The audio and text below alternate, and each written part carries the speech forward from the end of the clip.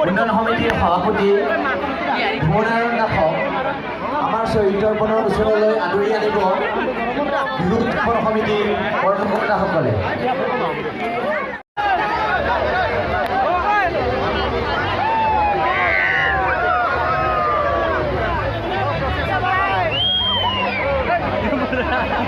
Mario.